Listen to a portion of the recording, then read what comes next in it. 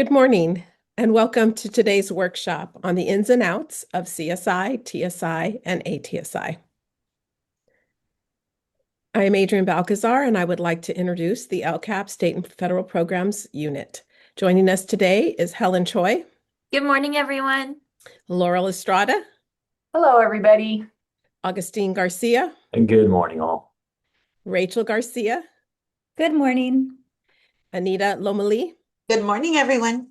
and Christiana Park. Good morning, everyone. And also joining us is our support staff, April Grease Good morning. and Susanna Mendoza. Good morning. Joining us today, we are very happy to welcome the Accountability and Data Literacy Unit. We have Evan Bartelheim Morning. and Dr. Hillary Wiseman. Happy Thursday, everyone. Happy Thursday. To access today's presentation, we ask you to click on the link in the chat. This will take you directly to the slides. If you use the link on this slide, this will take you to our Canvas page where the presentation can be accessed through the icon as shown here. You can also see the agenda and you can access the resources.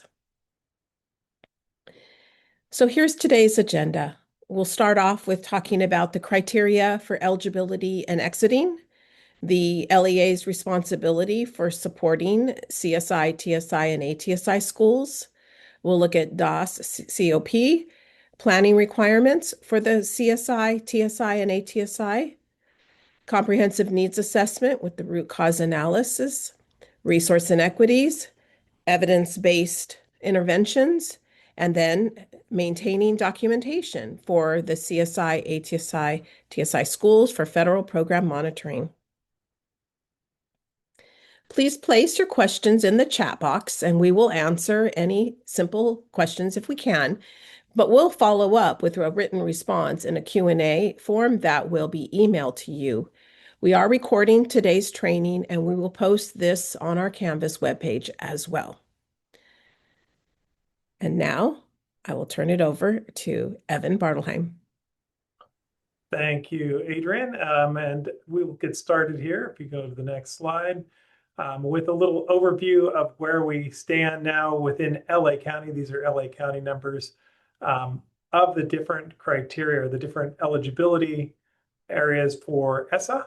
And we'll go over each one of these. But as you can see, we've continued to decline in every number except for the TSI, which is to be expected, and we'll explain why. But our numbers for CSI low graduation rate have dropped significantly since 2022 and 2023 when the CSI list was established. You can see a lot of schools have exited that. Our CS low performing schools down to one school, only one school this year, and ATSI has declined as well. And then finally, TSI is growing, but that's the interim year, and we'll talk about that in a second. Next slide. So we've included in here this dashboard at a glance that our friends at San Bernardino County continue to provide for us. It's actually the same link. So if you've used this before, it's the same link. They've just updated the resource. But we find this to be pretty handy if you're trying to explain to site leaders or even staff and community members as to what the significance is, how you are identified for TSI, let's say, because you can see all the indicators, and particularly when you're looking at student group level for TSI or ATSI, you can explain it pretty quickly because you can see all of the indicators on one row. So we recommend you may consider that, using that as a handy means of explanation. Next slide. So to begin, the Every Student Succeeds Act, which is the federal requirement that every state has entered into, establishes that the state of California must establish eligibility for additional support and assistance at the school level. Schools are eligible for several different categories of assistance based on their performance on the California School Dashboard. And these are somewhat sequential. So the highest level is comprehensive support and improvement. And that includes two categories, CSI low graduation rate and CSI low performing. Then below that is an additional targeted support and improvement category. And then targeted support and improvement, which is interim year. And we'll talk about how that works. Next slide, please. So here's an ESSA identification timeline. So there's actually a 3-year cycle for CSI and ATSI determination. And we are actually now following the 2025 dashboard, we're heading into the last year of the cycle. It's being established now, the 2025-26 school year, which is going to inform the 2026 dashboard, will determine which schools will be eligible for CSI and ATSI again. So in the interim, since the 2023 dashboard, when we first established a list of CSI, ATSI, you could only exit those categories, and you couldn't enter those categories. That's only identified every 3 years. And the interim years, you're going to be identified only for targeted support and improvement. So the first time we were able to establish TSI was 2024. And so again, this is a year where you could only be identified for TSI. Next slide, please. So of interest for a lot of people is the fact that the state ESSA plan was originally signed several years ago, and the state board has no real interest or has not expressed any interest in reopening that plan and changing any of the ways in which eligibility is determined. Now, they explicitly stated in 2025 that they had no interest, but a regular lister, they have not expressed any interest, and there would have been plenty of opportunity to, even this year, in reopening. That doesn't mean they won't, but they have reason probably not to want to at this point. So keep in mind that when you're considering what are the criteria for determining CSI, ATSI, or TSI, there have been some changes which were allowable to the dashboard that aren't included in that original plan. So like the introduction of long-term English learners as a student group, that was added in 2024, but because it's not in the state ESSA plan, that student group is not going to affect any eligibility or any determinations for school level. Similarly, the science indicator, although it's not even included yet for state level accountability, that's not included in any way. And then the ELA and math growth data indicators also, even though they appear on the dashboard, are not in any way considered for school level eligibility. Next slide. So we're going to talk about each one of these levels really quickly. So for CSI low graduation rate, this is applicable, of course, only to schools that have graduates. So they have to serve grades 9 through 12. CSI low grad rate is applied to both Title I funded and non-Title I funded schools. And schools are eligible if the 3-year average is below 68%, if the 3-year grad rate average is below 68%. And they're annually reevaluated. So if your numbers bump up after the 3 years to above 68%, that would be the criteria for exiting. You have to have 30 or more students in your graduating cohort each year to be eligible for the determination. And yet if you're identified for CSI, having your numbers drop 1 year below that 30 doesn't automatically exit you. That's one of the criteria exit you have to maintain. So you have to have a 3-year average, and this is the 4 and 5-year grad rate that's on the dashboard. It has to be above 68%, and you have to have had the color all 3 years. Next slide. So the next category is the CSI lowest performing schools category. And they initially, to establish this, they first take out any of those schools that were identified as CSI low graduation rate. Those are removed from consideration. And then the remainder of the schools that are eligible for Title I funding were considered for the lowest performing category. And the requirement of ESSA is that no less than 5% of the Title I funded schools must be included in this category. So they set up a criteria so at least 5% of the Title I funded schools will be identified. And usually it's about 7%. So our original list of the lowest performing schools, which was established on the 2023 dashboard, included about 7% of all the Title I schools. You can only be eligible for one category, like I said. So if you're in lowest performing, you would not have been low grad rate at the same time. Next slide, please.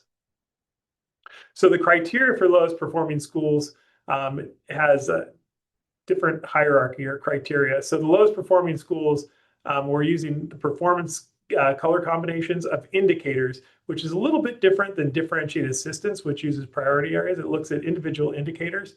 And they started with the following indicators, and they basically go through each level until they hit that minimum 5%, and then they stop. So the first level is if you're all red indicators at the top level for all students, all red indicators. then they take another pass and they say, okay, any school where the all students category had all red indicators, except for one indicator of another performance color. And then finally, they looked if you had 5 or more indicators where the majority were red. So you could have 3 reds and 2 not reds, and you would be considered in the CSI low performing category. So the first criterion applied to schools that had at least one state indicator. So you could see how challenging that could be. So if you had chronic absenteeism as your only indicator, and you had red on that, you could be considered eligible for CSI low performing. And you had to have the N size of 30 or more in both the years. The second criterion applied to schools, you had to have 2 or more indicators. So you did get a lot of schools initially identified who had, they may have had pretty small populations, but they still had enough students to generate both chronic absenteeism and suspension, because those include the most grades. So those are the limitations. So you have to have at least 1 on the first pass and 2 on the second. Next slide, please. So to exit CSI low performing, and we did see, like you see, we're down to 1 school this year in LA County. This is actually determined every year. So they reevaluate every year based on your criteria, and schools can exit. They're no longer eligible for CSI low performing when both of these criteria are met. So first is that the school does not meet any of the eligibility criteria. So that should be obvious. But then also the school has to show improvement on at least 1 state indicator at the lowest performance color from the 2024 dashboard in change on the 2025 dashboard. And that's because sometimes you may have a population that's so small that the indicator will disappear, right? So they would, if you don't get a color, that's not an automatic exclusion. So they look at any of the state indicators which are still visible, have to have seen at least a change, and that change on the math and ELA indicator would have been 0.1 change, a positive change in the distance from standard. For the LP and the grad rate, it's a 0.1 percentage point change, an improvement. And for suspension and chronic absenteeism, it's a 0.1 percentage point drop in the rate. So that's the change that would need to be seen in order to exit. Next slide. So here are just some examples of the CSI low performing. And so you can see in this first case, they got a school with a fairly small population. They didn't actually have enough students to generate an ELA and math indicator because they didn't have 30 students, which is what's needed to get a color on a dashboard indicator. But they did have enough for suspension rate and chronic absenteeism. And in this case, they were red for both. Criterion 2 is a case where it's all red indicators except for 1 of another performance color. And I think this was among the more frustrating experiences, that you could have 1 indicator that was red and then another, in some instances, could be blue. And we did see that initially, and that would be what led you to be eligible. And then this final category, you could see where you can have 5 or more indicators. And as you can see, they do operate independently, right? So in this case, they had 2 blues. The ELA math, which operate separately as indicators for eligibility, were both red, as well as chronic absenteeism was red. And so that's 3 of 5. So that was what led to this school being eligible. Next slide. So the next category down is TSI and ATSI eligibility. And these are very similar in terms of how they're structured. And really the big difference is how frequently they are established. So targeted support and improvement was first, it seems backwards, but targeted support and improvement was only first identified last year after the 2024 dashboard. We've been more familiar with the additional targeted support and improvement, and it was just kind of a fluke of how frequently they were trying to get the numbers going. Then we had COVID. But under the plan, like I said, the schools that aren't eligible for low grad rate or low performing become eligible for TSI or ATSI. And both Title I and non-Title I funded schools are eligible if they have 1 or more student groups that for 2 consecutive years meet the criteria applied to determine at least the lowest performing 5% of Title I funded schools. So this gets a little bit confusing. They're using the same criteria that are used for CSI low performing, but they're applying it at the student group level. And that's the big distinction between TSI, ATSI, and CSI. CSI low performing is at the all student level. TSI, ATSI is at the student group level. And you have to have it for a student group for 2 consecutive years or more. So it's applied over 2 years, not just the 1 year prior. So that's a kind of a higher bar to pass. Next. Thank you. So for TSI, ATSI identification in 2025, schools were eligible only for TSI based on the 2025 dashboard, or they continue to be eligible for ATSI if they were initially identified back in 2023. If one or more student groups for 2 consecutive years meet the same criteria for CSI low performing, they have to have one student group has to have an N size of 30 or greater. And the 3 criteria, same 3 criteria, all red indicators for the student group, all red indicators except for one of another performance color, or 5 or more indicators where the majority are red. And so criterion 1, similar to CSI low performing, applies to a student group with 1 indicator, criterion 2 to at least 2 or more indicators. Next slide.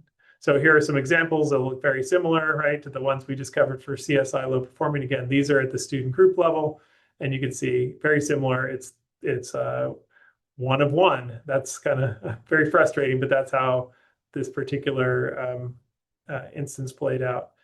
Criterion 2, where you had one orange but 1 red. That's also pretty similar to the other one we looked at, and then this 3 of 5.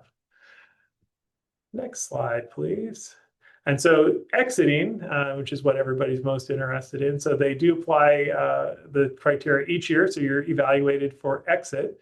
So the school would no longer be eligible for TSI or ATSI support when both of the criteria are met. They no longer meet any of the TSI, ATSI eligibility criteria. So they don't have the criteria we just looked at.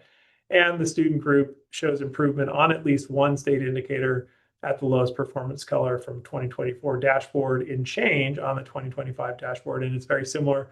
You increase your distance from standard by 0.1, you increase your graduation or LP rate by 0.1 percentage points, and you decrease your suspension chronic absenteeism by 0.1 percentage points. Additionally, if a school was eligible for TSI, ATSI in the prior year, but did not have at least one state indicator meeting the N size, the school would exit. So that 30 size student group is a factor as well. And I think the next slide, I think that's it for me. And we're shifting over to Rachel. Thank you, Evan, and good morning, everyone. So in this next section, we're going to take a look at the LEA's responsibilities for CSI, TSI, and ATSI schools.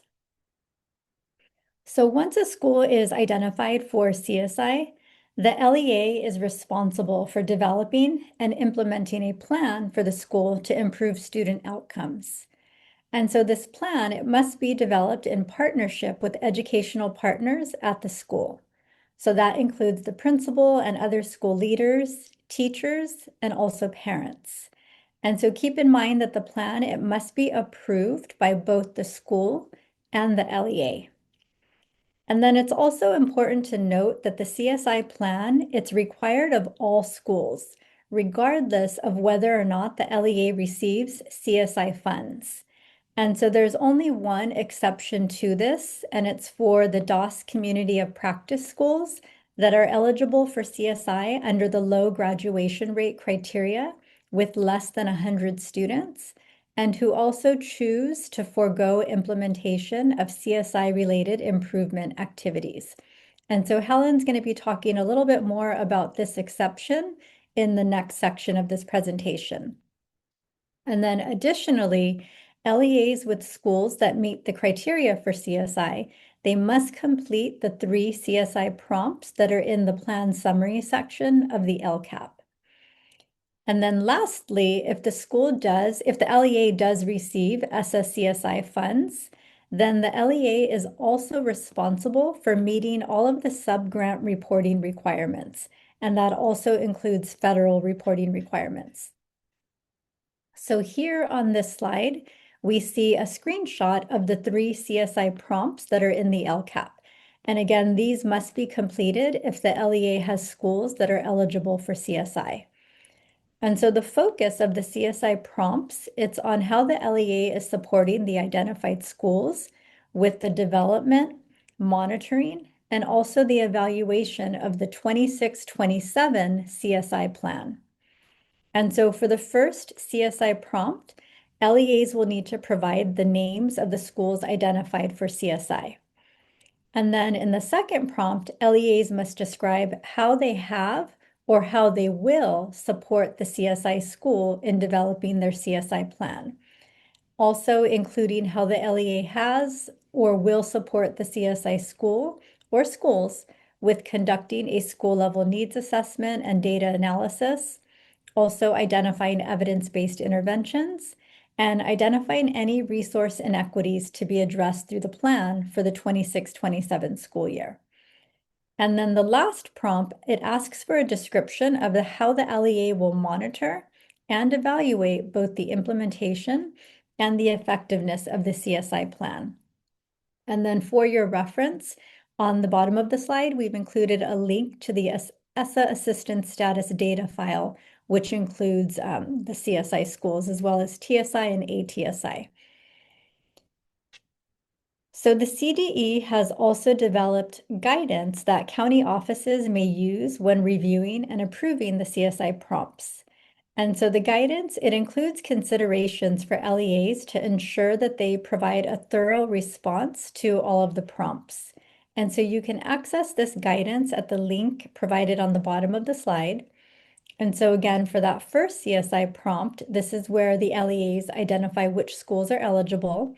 So LEAs should ensure that they use the common, readily identifiable name for each school. And then single school districts and charter schools may actually indicate NA for this prompt only. So for prompt 2, a thorough response, it would describe which educational partners were included in the process and also how the LEA used their feedback to develop the CSI plan. It should also include a description of the needs assessment process, the types of data and information used, and how it informed the development of the plan. And then additionally, the response, it should describe how evidence-based interventions were identified and selected, also how the LEA identified resource inequities, and how those resource inequities are being addressed through the CSI plan. And then the last CSI prompt, a thorough response, it would include a description of the LEA's process for monitoring and evaluating both the implementation and the effectiveness of the CSI plan. And so it should also include a description of the types of data that the LEA is collecting and analyzing to monitor and evaluate the implementation and again, the effectiveness of the plan. And then it should also describe how educational partners are involved in these processes. Then another responsibility is the subgrant reporting. And so LEAs that receive CSI funds, they are required to meet the subgrant reporting requirements by the established deadlines. And so here on this slide, we see the reporting data and timeline for the fiscal year 25-26 CSI LEA subgrant. And so you can see here that the first grant management report for fiscal year 25-26 CSI funds is due on July 31st, 2026. And so all of these required reports, they're submitted to the CDE through GMART. And so keep in mind that LEAs that do not submit the required reports by the deadlines, they may have their apportionments delayed until the next reporting cycle. So now responsibilities for TSI and ATSI schools. So when a school is identified for TSI or ATSI, the LEA is responsible for notifying the school that it has been identified for TSI or ATSI. And then that notification, it must also indicate which student groups in the school are consistently underperforming. And so in other words, the student groups that led to the school's eligibility. So for ATSI, schools were identified for eligibility based on the 2023 dashboard, and they were reevaluated this year to determine if they met the exit criteria based on the 25 dashboard. So for those schools that did not exit ATSI, the LEA would need to notify the schools of their continuing eligibility, including which student groups led to that identification. Now, unlike CSI, the school is responsible for the development and implementation of the TSI or ATSI plan, and not the LEA. However, the LEA is responsible for approving the plan and also for monitoring the implementation of the plan. And then additionally, the LEA is required to take additional action if after a number of years, as determined by the LEA, the implementation of the plan is not successful. And one other important thing to note is that there is no additional funding available for TSI and ATSI schools. The additional ESSA funding, remember, it's only available for CSI schools. Now, we created sample notification letters that LEAs can use to notify its schools of TSI or ATSI eligibility. And so here you can see some screenshots of both of those sample letters, and we've also included them with today's materials. And so the highlighted areas are where you would enter the information specific to the school and the district. And so feel free to adapt these letters to meet your LEAs or school's needs. One thing to keep in mind is that there's no required format that LEAs have to use to notify its schools of TSI or ATSI eligibility. So this notification process, it could include phone calls, written letters, such as the samples provided. It could also include emails or even meetings. And so how LEAs choose to notify its schools, that's a local decision. The key thing to remember is that LEAs must notify the school that they are eligible for TSI or ATSI, and then must also include the specific student groups that are consistently underperforming, and then be sure to maintain documentation regardless of the method used. And next, I will turn it over to Helen. Thank you, Rachel. And as Rachel mentioned, in this section, I will be going over the Dashboard Alternative School Status, better known as DOS Flexibilities for CSI. So this slide provides some background information on DOS schools. So DOS schools are alternative schools that serve high-risk students, including continuation, community day schools, opportunity schools, juvenile court schools. And there are several types that automatically qualify as alternative status per Education Code 52052D. So these schools are automatically placed into the DOS program. There are also other alternative schools that serve high-risk students but not included in Ed Code 52052D. And these schools may apply for the DOS program if they meet the other alternative schools criteria. So additional information regarding DOS eligibility requirements, including application instructions for other alternative schools, is available on the CDE website and is on the link provided on this slide. So DOS schools can be eligible for CSI, TSI, and ATSI. And DOS schools that meet the eligibility criteria for CSI low graduation rate or CSI low performing based on the 2025 dashboard will continue to be referred as DOS Communities of Practice or DOS COP schools. LEAs can refer to the DOS column in the 2025-26 ESSA Assistance Status file for the DOS program status. So, back in 2022, at its September State Board of Education meeting, the State Board granted approval for DOS COP schools identified under CSI low graduation rate criteria to implement differentiated improvement activities. These flexibilities continue to be available to LEAs with DOS COP schools eligible for CSI under low grad rate. The statutory authority for these flexibilities is in ESSA, and it indicates that the state may permit an LEA with the school that predominantly serves students returning to education after having exited secondary school without a regular high school diploma, or who, based on their grade or age, are significantly off track to accumulate sufficient credit to meet high school graduation requirements to participate in differentiated improvement activities. So the next slide will provide an overview of the differentiated improvement activities available for these schools. So the CDE is committed to supporting DOS schools by distinguishing the uniqueness of these schools and the students that they serve.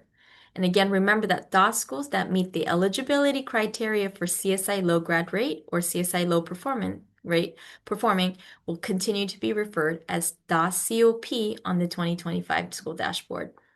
So there are two differentiated improvement activity options available for DOS schools. The first differentiated improvement activity available is to any LEAs that has DOS COP schools identified under CSI low grad rate criteria with less than 100 students enrolled in the prior school year. This option allows LEAs to forego implementation of all CSI-related improvement activities for that specific school. And as Rachel mentioned, LEAs that choose to exercise this flexibility do not have to develop or implement a CSI plan for its DOS COP eligible school under the CSI low graduation rate criteria, and as long as they have less than 100 students enrolled. And they will also forego the CSI funding associated with that school. And additionally, LEAs opting to exercise this flexibility and forego the implementation of the CSI-related activities are strongly encouraged to collaborate with their ed partners when they are making this decision. The second differentiated improvement activity is available to any LEAs with DOS COP schools identified under CSI low grad rate, regardless of the number of students enrolled. This option allows an LEA to use the LCAP to meet the CSI planning requirements. So with this option, there would not be a separate CSI plan for the schools, but instead the CSI plan would be embedded within the LEA's LCAP. So this chart summarizes the differentiated improvement activities for DOS schools identified for CSI. It outlines the naming convention, participation in the DOS COP, and whether the schools have options to forego CSI planning or use LCAP to address CSI requirements based on the type of identification and enrollment size. So this slide applies to differentiated activity number 1, which would be for LEAs that have DOS COP schools identified under CSI low grad rate criteria with less than 100 enrolled students in the prior year, and that chooses to forego the implementation of the CSI-related activities. So for those schools, for those LEAs that choose this option, you would need to complete the first prompt in the CSI section with standardized language provided by CDE that basically says, you are choosing to forego implementation of CSI-related improvement activities and applicable funding. And additionally, with this option, LEAs are not required to complete prompt 2 and prompt 3. You can find the standardized language that must be added to prompt 1 on the CDE website at the link provided below. The next two slides will apply to schools that chooses to implement differentiated improvement activity number 2. So for single school districts and direct funded charter schools with DOS COP schools eligible under CSI low grad rate that chooses this option, they can use the LCAP to meet the CSI planning requirements. You would not need to complete prompt 1 in the CSI section. However, that the LEA will be required to complete prompt 2 and prompt 3.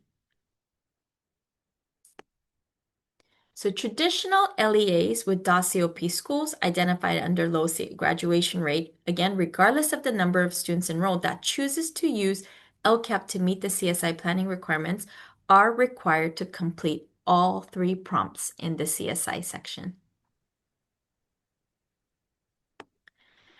So as mentioned, differentiated improvement activity number 2 allows any LEAs with DOS COP schools identified under CSI low graduation rate option to use that LCAP to meet the CSI planning requirements. So for LEAs that choose this option, a separate CSI plan is not required for the school, but rather the CSI planning requirements again must be addressed within the LEA's LCAP. And there are 5 CSI planning requirements that must be addressed, and LEAs have the flexibility to determine how to address these requirements within the LCAP as long as all of these 5 are addressed. And they are Remember, they need to be developed in partnership with the school and educational partners, be based on school level needs assessment, be informed by all state indicators, including student performance against state-determined long-term goals, and include evidence-based interventions and identified resource inequities, and address those inequities through implementation of the plan. So to support LEAs using the LCAP to meet the CSI planning requirements, the CDE developed the CSI Planning Summary. The planning summary explains where the 5 CSI planning requirements may be addressed within the LCAP. So for example, for the first CSI planning requirement, the LEA may describe how it partnered with educational partners in the development of the CSI plan in Prompt 2 and Prompt 3 of the section of the plan summary, or they can do it in the Engaging Educational Partners section. And you can access the CSI Planning Summary resource on the CDE website, again, provided the link here on this slide, and it's on the COP tab. Thank you, and this concludes the section, and now I will turn it over to Augustine. Thank you, Ellen. Good morning again, everyone. So in this section, like Helen said, we'll be going over some planning requirements for CSI, TSI, and ATSI. So first, let's review the planning requirements for CSI. So as Rachel mentioned before me, the first step in CSI planning is that LEAs must collaborate with educational partners to develop and implement that CSI plan. So the CSI plan must be informed by all state indicators, including student performance against determined long-term goals. So to do this, you have to start with the California School Dashboard to see where your school is eligible for CSI. You use it to identify key indicators, analyze trends, and you have to prioritize focus areas for your CSI plan. The CSI plan must be based on a school level needs assessment, so conduct a needs assessment for each CSI site, review the data and the needs of the school to assess the reasons why the school became eligible for CSI. The needs assessment may include a review of quantitative and qualitative data analysis, such as empathy interviews and observations. The needs assessment should eventually lead to a root cause analysis to help determine the underlying causes that led to CSI eligibility.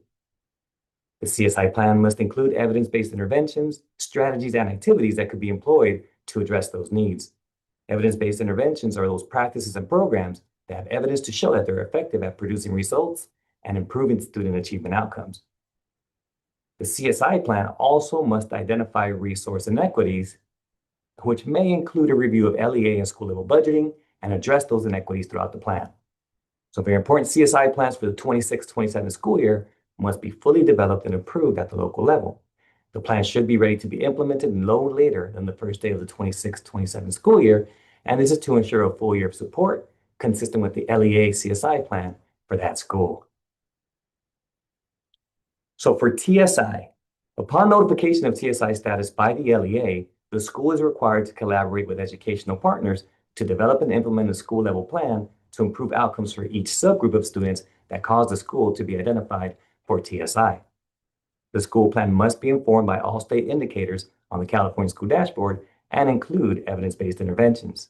Again, the 26-27 TSI plans must be approved at the local level and should be ready to be implemented no later than the first day of the 26-27 school year. Now for ATSI, again, upon notification of ATSI status by the LEA, the school is required to collaborate with ed partners to develop and implement a school level plan to improve outcomes for each subgroup that caused the school to be identified for ATSI. Again, the school plan must be informed by all state indicators on the California School Dashboard, include evidence-based interventions, and identify resource inequities at the school and LEA level.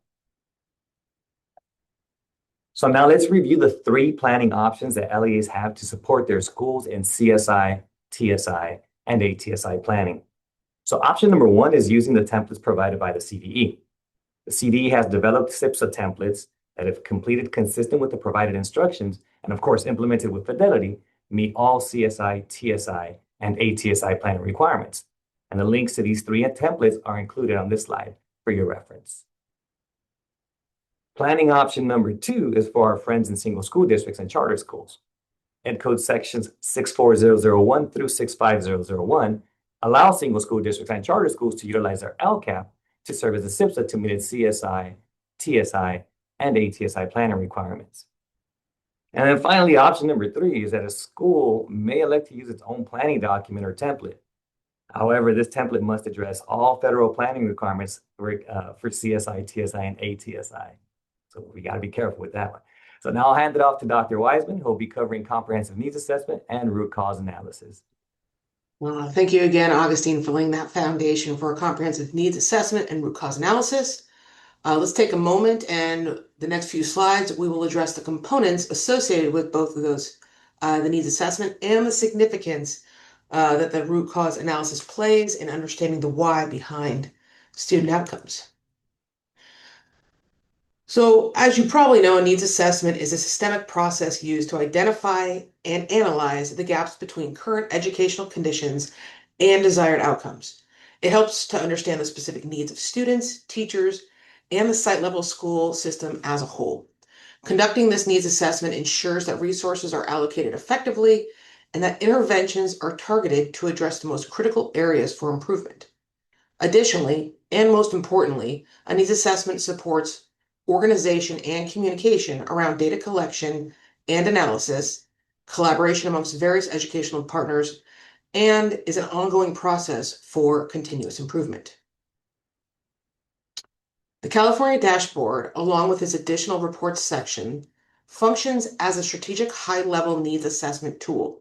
As Augustine stated in previous slides, it offers a starting point for data gathering and deeper analysis. Despite not identifying root causes of improvement areas, it equips staff and educational partners with essential data literacy tools, emphasizing both overall student performance and the disaggregation of data to highlight equity gaps and prioritize support for student groups with the greatest needs. Once the data from the California Dashboard has been collected and analysis begins, the next step is to consider a closer look at the causation of potential disproportionality and changes among student groups and student programs within the data. This means going beyond the dashboard to conduct a more detailed investigation that helps to better understand the factors contributing to these challenges. While uncovering root cause analysis will come later, this deeper analysis is essential for layering the foundation of needs assessment. It provides a clear structure for gathering additional data and reinforcing a focus, allowing for more targeted questions to be asked that will eventually guide the root cause analysis. So what are the steps in a needs assessment? A needs assessment, as we've stated previously, it does follow the systemic approach in identifying and addressing student needs as part of a continuous improvement cycle. It begins by organizing foundational data points, such as student demographics and student outcomes, from the dashboard. This data is then reviewed and analyzed, with findings compared and compiled into accessible formats to guide deeper exploration. Typically, these are explored through the lens of trends or year-to-year comparisons to gain a better sense of student outcomes over time. Next, qualitative data, as Augustine mentioned, such as surveys, focus groups, and educational partner feedback, is gathered to complement existing information, enabling a comprehensive analysis that identifies key discoveries and actionable priorities. These insights are summarized to inform the development or targeted plans aimed at improving student outcomes. Finally, the process incorporates reflection, adjustment, and annual repetition to ensure ongoing refinement and responsiveness to evolving needs, reinforcing its role as an integrated and dynamic tool for equity-driven improvement.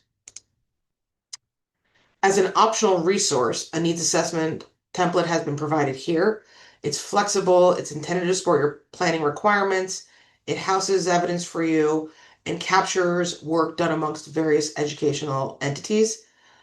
Make sure to click the CDE link on this slide as well, as it will provide a wealth of resources from webinars to step-by-step worksheets and toolkits, all focused on elevating voices and building capacity. At the heart of the fourth step and moving into the fifth is within the needs assessment is the root cause analysis process, a critical strategy for uncovering and understanding challenges related to student outcomes, equity gaps, and school performance. For example, while tools like the dashboard highlight symptoms such as low graduation rates or disparities in test scores, a root cause analysis digs deeper to identify the systemic or environmental factors driving those results. such as inadequate access to resources, ineffective instructional practices, or barriers to student engagement. Think of these steps as a mixing board in a record studio, and each data source is a track. You've got drums, vocals, bass, percussions. Meaning isn't in any single track. It's how you balance and blend them. Listening to the dashboard track alone won't provide harmony, but it will give you a beat to build upon. The significance of this root cause analysis lies in the ability to understand and thus more appropriately address problems at their sources. By focusing on the root cause rather than surface level symptoms, educational partners are able to develop targeted strategies that eliminate wasted effort, conserve resources, and create sustainable solutions that lead to meaningful improvements in student outcomes and school effectiveness. So this slide captures two of the most commonly leveraged, but not the only, tools used to make meaning of a problem. The fishbone tool with an embedded 5 whys protocol and the driver diagram. The fishbone diagram helps teams to identify multiple contributing causes to an outcome by organized thinking across categories such as systems, processes, people, and resources. Once potential causes are surfaced, the 5 whys are used within each branch to push thinking beyond surface level explanations and uncover underlying systemic issues. By repeatedly asking, why does this exist? Teams move from symptoms to root causes, strengthening the accuracy and usefulness of their analysis. The driver diagram connects the aim or problem of practice to the conditions that must change for improvement to occur. It helps us distinguish between what we want to improve, primary drivers, and the specific actions or strategies that can influence those outcomes, which are the secondary drivers. This tool keeps improvement efforts focused, aligned, and actionable, rather than scattered across different initiatives and disconnected. Together, the fishbone analysis supports understanding why a problem exists, while the driver diagram helps determine what to change to improve it. When used together, they move teams from problem identification to strategic action. And this combination supports disciplined inquiry and prevents solution jumping. Additionally, it promotes alignment as your team moves through the needs assessment steps. And importantly, after we use tools such as the fishbone or the driver diagram to identify what may be causing or what may be contributing, to an outcome, the next critical step is to ask, what are our students, family, or staff experiencing within these systems? Root cause analysis is strongest when it goes beyond structure and performance data to include the human experience. This visual reminds us that the numbers alone will never tell a full story. Dashboard metrics show patterns, trends, and gaps, but they don't explain why those patterns exist or how they're felt in the classrooms, hallways, and/or our communities. That insight comes from qualitative data, surveys, focus groups, and feedback, as we've mentioned, where voice and context live. At the same time, qualitative data in isolation can feel anecdotal or fragmented. It gains power when it is intentionally examined alongside quantitative data. This overlap, what we call true insights, is where the meaning is made and assumptions are tested. In the center of this space, we move from asking what happened to why is this happening and for whom. When we bring voice to the metrics, we ensure decisions are not only data-informed, but context-aware, equity-focused, and responsive. This is the moment where the data stops being something we report and starts becoming something we learn from. And that learning is what drives better decisions and more effective action. On this slide here, before I turn it over to Laurel, we've provided you some resources and tools offered by the CDE. We've got starting with a dashboard for all your needs and then moving to continuous improvement resource webpage for their needs assessment guidebook and useful webinars. We've also included some valuable improvement science tools and protocols when you're exploring which one to maybe select. Regardless of the tool, keep in mind it's critical to take the time to synthesize, analyze, prioritize, and summarize the data before you're jumping into solutions. And that's going to conclude this section, and I'll turn it over to Laurel. Thank you, Hillary. So that leads perfectly into looking at resource inequities. Schools that are eligible for CSI or ATSI are required to use their needs assessment and data analysis to identify and describe any resource inequities. Data from the needs assessment will point to disparities between student groups, which are signs of potential resource inequities. Consideration of resource inequities can inform assessment of the effectiveness of actions and provide a basis for establishing goals or expected outcomes for specific student groups. The link on this slide takes you to CDE resources related to identifying resource inequities. And remember, the requirement to identify resource inequities applies to CSI and ATSI, but not to TSI. There is no requirement to address resource inequities in the LCAP other than when describing how the LEA supported the CSI school or schools, as Rachel described earlier. If a single school LEA uses its LCAP to meet the school planning requirements for CSI and ATSI, the resource inequities must be identified there. This slide provides an overview of ESSA federal program requirements for CSI and ATSI with the identification of resource inequities in red font to point them out for you. So why is it helpful for LEAs to examine resource inequities?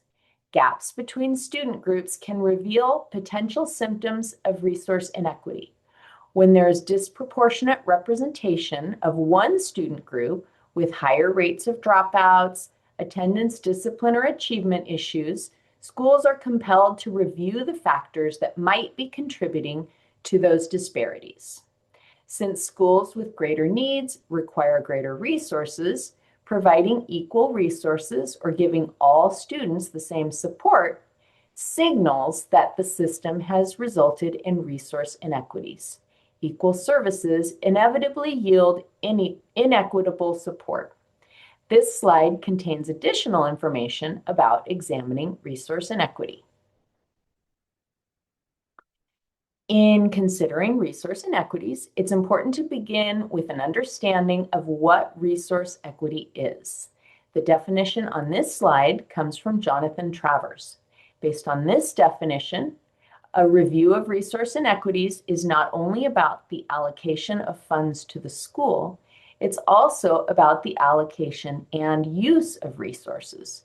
Beyond the dollars allocated, it's also the use of people and time to create equitable learning experiences for all students. So now that we have defined resource inequity and gone over why it's important to examine, we'll take a look at how those inequities might look in a school or LEA. This could involve lower quality books and materials, which might diminish the relevance of teaching and learning for students. Less access to technology could limit students' ability to engage in hands-on learning that could result in less developed technological skills. Another sign of inequity is larger class sizes or less qualified or inexperienced teachers, which can negatively impact the classroom experience and instructional quality that students receive. In addition, there may be inconsistencies in the application of effective instructional strategies and practices, leaving some students without the support they need. Identifying resource inequities is crucial for addressing disparities and ultimately achieving true equity in classroom support. So how is this accomplished? There are numerous tools that can be used to identify resource inequities. On this slide, you can see that the CDE provides a variety of resources to support equity efforts. Although the state doesn't prescribe a specific approach, these resources offer valuable guidance. Today, I'll highlight the dimensions of equity available on this website, which serves as a framework for fostering more equitable school environments. The webpage is included on this slide. The resources can be found under the Resource Equity tab, which we've noted here with a yellow star. This slide includes a framework adapted from the dimensions of equity for districts and schools going through the process of reviewing potential resource inequities. Jonathan Travers, mentioned earlier, explored these dimensions of resource equity and developed a set of diagnostic questions that can help systems self-assess. He classified dimensions 1 through 7 as factors that directly impact the student experience, and numbers 8 through 11 as indirect impacts. This is a handout adapted from Travers' work. It takes each of the dimensions of resource equity and poses a set of questions to help districts or schools self-assess their current system. A link to it is provided in this slide. One process to support identification of resource inequities is included here. It starts with thorough data analysis to identify at least one indicator that needs greater attention, then determine which dimension or dimensions are most impacted and connected to this area.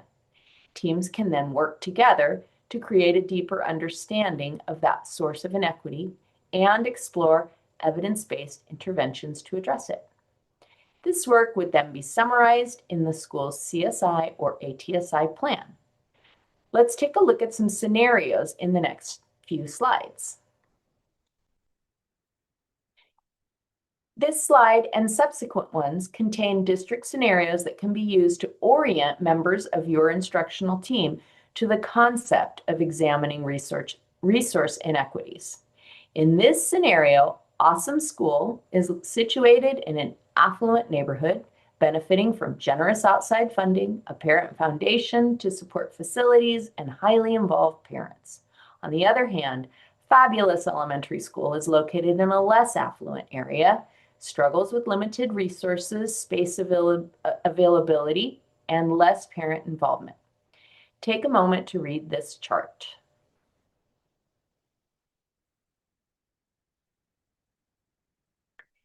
Considering this scenario, and in the context of people, time, and money, which dimension or dimensions are most impacted or connected to this scenario?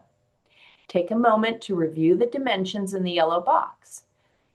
Think about it and go ahead and place a likely dimension of resource inequity for this scenario in the chat if you'd like to, knowing that there are several dimensions that could potentially be addressed in this scenario.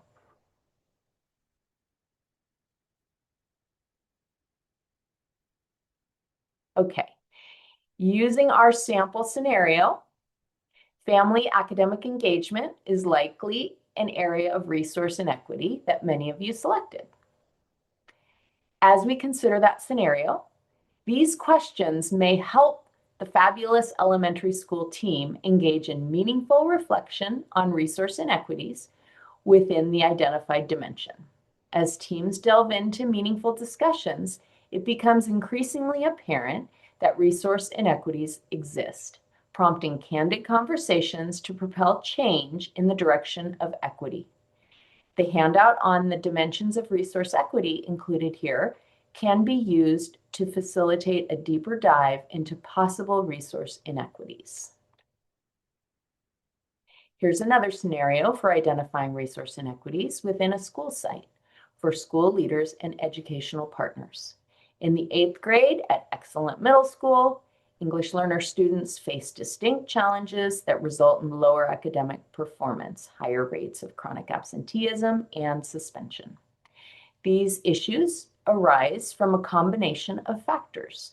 The EL class is notably larger than the others, which strains the teacher's capacity to provide personalized support, and the teacher is new to the field and lacks in-depth training for teaching English learner students.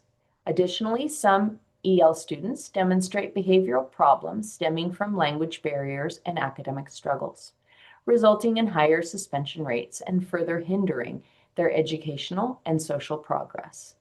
Take a moment and review the dimensions in the light yellow box. Which dimension or dimensions are mostly impacted or connected to this scenario? If you'd like, go ahead and place it in the chat.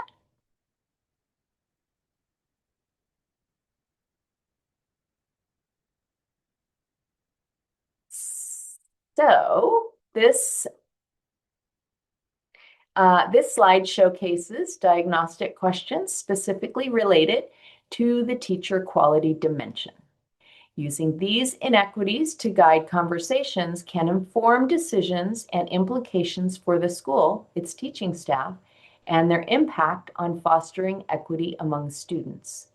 Therefore, discussions that take into account considerations concerning personnel, time, and financial investments can lead to greater resource equity. These are additional questions that can support engaging in meaningful conversations about the local context of resource equity, that includes the allocation and use of time, people, and money to create experiences that enable all students to reach rigorous learning outcomes no matter their home circumstances. This slide lists ways in which LEA educational leaders might support school sites to conduct the work of identifying and addressing resource inequities. This includes connecting the needs assessment and identification of potential areas impacted by equity issues. LEAs might facilitate access to LEA-level data and provide comprehensive support in data collection at the site. LEAs might also offer expert assistance in generating reports and conducting analysis, highlighting strengths and gaps, summarizing trends, and interpreting findings to guide the focus on resource inequities in alignment with district or school priorities. LEA support might involve assisting in formulating diagnostic questions and reviewing evidence-based strategies to effectively respond to identified needs. Along with the resources we've already shared today, these are additional resources to support your efforts. They are all intended to drive proactive efforts to promote resource equity. Finally, I want to remind you that the identification of resource inequities is required for CSI and ATSI schools, but not for TSI schools. And with that, I'll turn it over to Anita for evidence-based interventions. Perfect. Thank you. Thank you, Laurel. So in this next section, we'll be taking a look at what qualifies as an evidence-based intervention. We'll review specifics on how they are defined and then share where you can find evidence-based interventions that best meet the needs of your students. So it's been a long time now, so let's recap our learning thus far with this flow chart. At this point, you have an understanding of the eligibility criteria. You've learned about the planning requirements. You are better equipped to identify the areas of improvement through a needs assessment and a root cause analysis. And if eligible for ATSI or CSI, you are aware of the requirement to conduct a resource and equity audit at the LEA and the school levels. Now, once you have taken stock of the most pressing needs and what you want to improve, your school is now ready to research, identify, and select evidence-based interventions that will help ensure improved student outcomes. The Every Student Succeeds Act defines evidence-based interventions. Under ESSA, an evidence-based intervention is defined as an approach that has evidence to show that it has proven to be effective as possible at leading to desired outcomes, specifically increasing student achievement when implemented with fidelity. The intervention that targets a need and produces a desired outcome for the students may be a strategy, a practice, or a program. When selecting an evidence-based intervention for your identified problem of practice or area of improvement, please keep in mind that it must have a proven track record through studies and findings that demonstrate the following key components. It has evidence to show it is effective in leading to desired and improved outcomes for student achievement. Section 8101 of the Elementary and Secondary Education Act further defines the distinction between evidence-based interventions that have been proven to have a statistically significant effect on improving student achievement and those that demonstrate a rationale or likelihood based on research to date to impact student achievement. These criteria are reflected in the 4 tiers of evidence. So let's take a closer look at these tiers. There are 4 tiers of evidence under ESSA. In each of these tiers, the evidence has been produced through formal studies and research. Depending on the type of study, a specific level of evidence is produced, and the tiers are distinguished as such. Tier 1, strong evidence. Tier 2, moderate evidence. Tier 3, promising evidence. And Tier 4, demonstrates a rationale. The ESSA tiers of evidence provide districts and schools with a framework for determining which programs, practices, strategies, and interventions work, in which context, and for which students. So if your school is eligible for CSI, ESSA requires that interventions implemented have strong, moderate, or promising evidence. In other words, for CSI schools, interventions implemented must be categorized in tiers 1, 2, or 3. Schools eligible for TSI or ATSI may implement interventions from tiers 1, 2, 3, or 4. I like to remember this by noting that CSI has 3 letters, which translates to the top 3 tiers, and ATSI has 4 letters, and that can utilize all 4 tiers. Now, the tiers of evidence for interventions and their ratings are determined by research study criteria. The more controlled in the experiment in the research study of an intervention, along with the effect size or significant positive effect on the outcome, increases the strength of the evidence and thus determines its tier. There are 5 factors that determine an intervention's evidence rating. The 5 factors include the study design, the results of a study, findings from related studies, sample size and setting, and lastly, its match, or how the students and the setting of the study match up with those in your district or school. The use of the 5 factors allows for the systematic study of interventions and allows for them to be categorized based on the evidence into tiers. So here we have a chart with the 4 tiers of evidence defined by the 5 factors that determine an intervention's evidence rating. With a chart, it might be easier to see what distinguishes or what qualifies an intervention into a particular tier. At a glance, you can see that the study design definitely plays a critical role in determining which tier of evidence an intervention falls. Luckily, schools and LEAs are not expected to conduct a study of interventions and determine its evidence rating.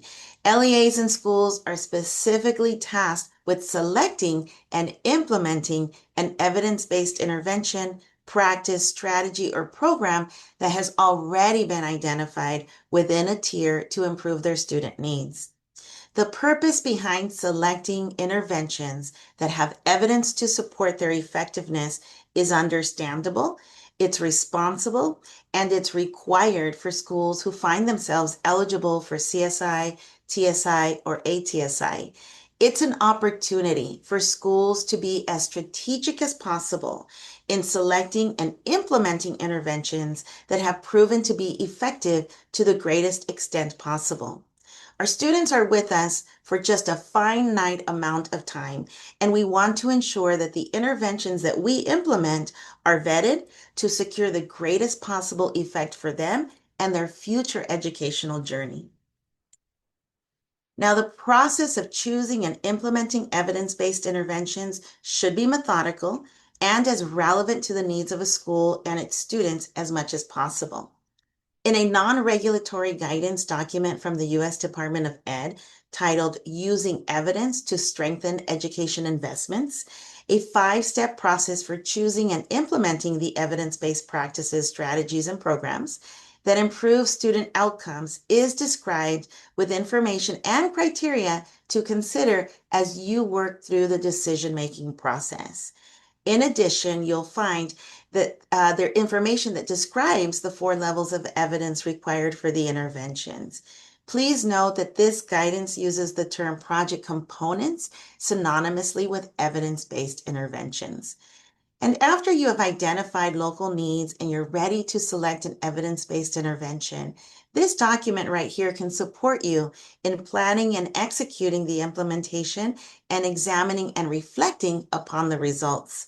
Nevertheless, it is that second step in the process shown here in the green circle and noted with the star that can be time-consuming, as it will involve in-depth searching, evaluating, and tailoring to your specific needs. In order to support you through the second step of the process, we have provided you with 9 resources and their corresponding links where you can find lists of evidence-based interventions and detailed information. We are hopeful that these links will save you time, point you in the right direction, and support your efforts in finding the most effective interventions for your students. So, taking an in-depth look at one of the resources listed on the previous slide is the What Works Clearinghouse. Established in 2002, the What Works Clearinghouse is an investment of the Institute of Educational Studies within the Department of Ed. The WWC reviews evidence of effectiveness of programs, policies, and practices throughout education. And when you click on the link, the WWC will ask you to enter a keyword. And that could be ELA, math, etc. Next, you will select a topic of choice from a drop-down menu. And lastly, you will select a grade band, also from a drop-down menu. Once you click on the search button, you are ready to explore. You will be able to see all results for your particular search, as well as the evidence tier for each of the interventions available. In addition, you will be able to further filter the choices by publication date, topics, populations, product type, grade level, evidence tier, and your school's type of community. You can also look up specific interventions by name, such as Read Naturally. Be sure to click on the option that includes studies that don't meet standards. You may find that interventions currently underway at your site may or may not have sufficient evidence to fall into an evidence tier. Now, once you select an intervention, your click will take you to a review of the intervention with details such as when it was reviewed, the design, ratings, findings, characteristics of the study sample, and details about the study, helping you to determine if the intervention is a good match for your students. Keep in mind that another key consideration in selecting evidence-based interventions is its relevance to your school context and rigor of the evidence.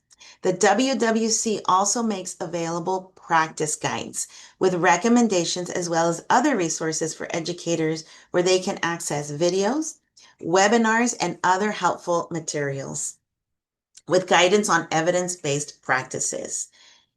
Now, we all know that one size does not fit all. Needs, students, settings, community, etc., they're all different. And thus, these same factors may play an important role when it comes to selecting the evidence-based interventions that you will implement. And here are 3 considerations. Exploration of evidence. Schools should review the broadest range of evidence to ensure that the project components selected are addressing the area of need and the relevant resource equity dimension. Relevance and rigor. It's important to select program components that are supported by strong evidence relevant to the learner population and context, especially in settings and populations similar to those being served. And organizational capacity. Before adopting any project component, schools need to assess whether they have the necessary resources, including sufficient funding, staff willing to implement the project components as planned, personnel with the necessary skills and expertise, and support systems to successfully implement it. As you can see, selecting evidence-based interventions for your school plan needs to be comprehensive. From the ESSA requirement that all interventions, practices, strategies, or programs fall within a tier of evidence to the key recommendations for their selection mentioned on the previous slide, you can ensure that your plan will be developed to include actions that target the needs of students and be implemented with fidelity. Once your school plan is developed with evidence-based interventions, it is through the intentional implementation of the interventions and their continuous and sustained program monitoring that a school plan will provide reliability in accomplishing your goals. As you study the results throughout the year at predetermined intervals, you will have an opportunity to examine the results thus far. Reflect on those results and determine any adjustments needed in your school plan. The process itself and the documentation of the process is an important accountability requirement that Adrian will remind us about in the next section related to FPM. Adrian? Thank you. So now you've heard all of the requirements, all of the eligibility, and now we're going to take a look at what documentation is needed for a federal program monitoring review. The School Support and Improvement Program Instrument is often referred to as the SSI FPM instrument. The SSI instrument applies only to schools that have been identified for CSI, TSI, and ATSI.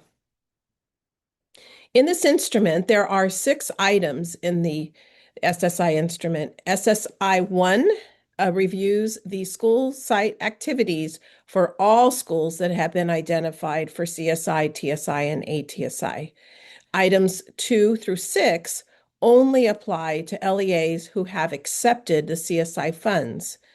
And the items for review for the CSI funds are basically the same fiscal items that are reviewed for other federal programs, such as allocations and reporting, allowable use of funds, supplement not supplant, time and effort, and administrative charges, and lastly, the LEA equipment inventory. So when looking at SSI 1, this is all the school activities pertaining to these 3 identification of improvement schools.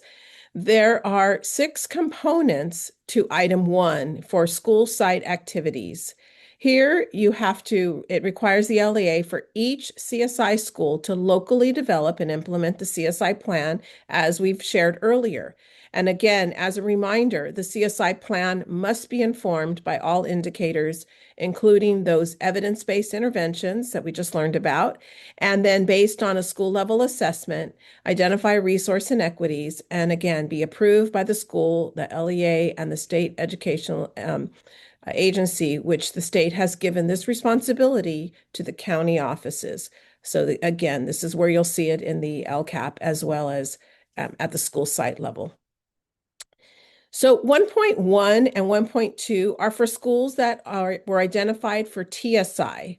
So again, the components here are included with the notification of to the school, the TSI plan itself that must be informed by all indicators, including student performance against long-term goals, evidence-based interventions, be approved by the LEA prior to implementing their plan, and again, be monitored by the LEA. For item 1.3, this applies to ATSI schools. So again, you have to follow the same requirements of notifying the school that they've been identified and then create the school improvement plan with the listed here of the components. So again, being informed by all indicators, evidence-based interventions, and as stated earlier, you have an additional requirement of identifying resource inequities. And then again, it must be approved by the LEA prior to implementation and monitored by the LEA. 1.4 also applies to CSI, TSI, and ATSI schools. And this is if the school has a SIPSA, it may serve as the school improvement plan as long as the SIPSA meets all the federal requirements. It also allows single site school districts or charter schools to use their LCAP as their SIPSA. So provided that the LCAP meets the federal school planning requirements and the educational partner requirements, are adhered to, and it's adopted at a public meeting. Now, for during an FPM review, the evidence that would be required for this particular item 1 in totality would be a copy of the LEA notification to schools that were identified for TSI, ATSI, a copy of the school improvement plan for CSI, TSI, ATSI, or the SIPSA. And then the last requested evidence is documentation showing the involvement of your educational partners in the development of this plan. So here they're going to ask for records of agendas, meeting minutes, attendance sign-in sheets, any other type of resources that you shared during these meetings that you held. The next 2 slides are the requirement for the LEAs who accepted the SSCSI funds. The SSI2 reviews the allocations and reportings. So again, the LEA must disperse the CSI funds in accordance with the approved CSI funding plan in the GMART. So if you deviate from that, there is some requirements to adjust the approved CSI funding plan. In SSI 3, this reviews the allowability of the use of funds. The review makes sure that the costs are reasonable, necessary, and allocable to this funding source, and the funds must be used for the development of strategies to improve pupil performance only at the CSI schools. And these strategies are to be aligned to the LCAP. It should be noted that CSI funds cannot be used to hire additional permanent staff. In SSI 4, this is the supplement, not supplant, and this is to make sure that each school it serves receives all of the state and local funds that it would have received in the absence of the school improvement funds. They must receive that first. The other requirement is the LEA must show the methodology that was used to allocate the state and local funds to any schools receiving the CSI funds. SSI 5 reviews the LEA administrative charges, specifically with time and effort. The LEA must show how they properly charged and documented the allowable salaries and wages that are in accordance with the CSI program requirements. And then the last item that is reviewed is the SSI 6 relating to the equipment inventory. And in 6.0, it requires that the LEA maintain a historical record for any piece of equipment with the previous acquisition of $500 or more, and for new purchases after January 2026, which is now $1,500. The record must describe the acquisition by the components that's listed A through M. Capital expenditures with a unit cost of $10,000 or more must have prior written approval from CDE. 6.2 looks at the disposal of equipment for current per unit fair market value in excess of $10,000 and for the current per unit fair market value less than $10,000. And 6.3, the LEA must conduct a physical inventory of the property, and the results of that inventory must be reconciled with the property records at least once every 2 years. So here's some findings from the current FPM reviews that have taken place. In SSI 1, the TSI schools were not notified of their support status. Also, there was no school improvement plan in place for the schools eligible for TSI. Here's some findings for SSI 2, 3, and 5. For SSI 2, the actual CSI expenditures were not aligned with the identified root causes. Also, the disbursement of funds were not aligned with the funding plan reported in GMART. And so this is one that I've seen commonly, is because when you submit your application and you submit your funding plan, you have to spend it in those areas that you said you were going to do, but you are given an opportunity in the GMART reporting system to make some revisions, and then it gets reapproved, and then you can go forth and spend it the way you're intending to spend it. But just again, on the fiscal side, please inform your fiscal department that they just can't move these funds around and do whatever they want with them. It really is so tightly aligned to the funding plan that's reported in the GMART. For SSI 3, it was found that CSI funds were used to benefit non-CSI schools. So again, this is not, discretionary funds that can be used district-wide. It has to be focused on those schools that are identified for CSI. Also in SSI 5, there was a lack of time and effort documentation for CSI-funded employees. So again, there was no time and effort reports for these people. And then another finding in SSI 5 was the time and effort procedures and internal controls were not followed. So although the district had their policies and procedures, there was no evidence to show that they were actually following all the steps that they had stated in their policies. So as a result, the following reimbursements were required to be made with the CSI funds. So in SSI 3, because the CSI funds were used for district-wide activities that benefited non-CSI schools, the funds needed to be reimbursed. And also for SSI 5, the CSI had to be reimbursed because the funds were used for employees who spent time on unallowable activities. So again, just looking at everything we've talked about and, following all of the rules and the requirements, but then knowing there are consequences when you do not follow them. So as we conclude today's webinar, here are some FPM reminders for the CSI program and funds. So for SSI 1, ensure that the CSI plan truly demonstrates alignment between the identified root causes, the strategies, and expenditures to be funded with CSI funds.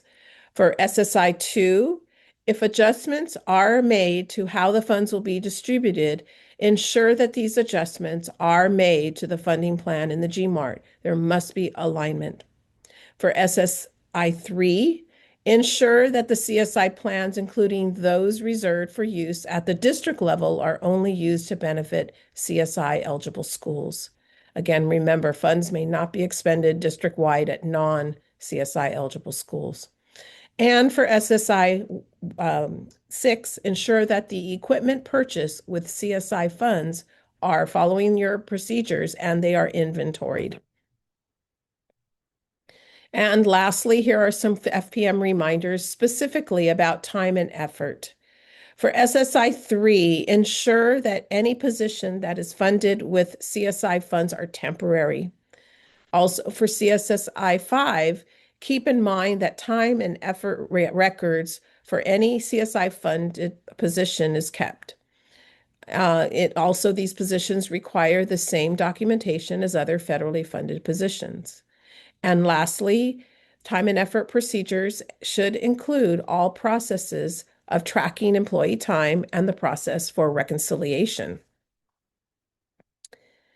We want to remind you about a 2-day workshop for districts and school leadership on the CSI alignment from the LCAP to the school improvement plan. And this will begin tomorrow afternoon with our colleagues at the Center for District Capacity Building Unit. Here is the information for the workshop. Please take advantage of this opportunity and sign up for this free workshop. It's a 2-day workshop starting tomorrow, the 20th, and part 2 is on the 26th. We want to thank you for joining us today and ask you to please complete the evaluation for today's meeting. If you have any last-minute questions, please place them in the chat box. But again, please take the time to complete the evaluation, and we will look forward to seeing you in the future. Thank you again, and have a great day.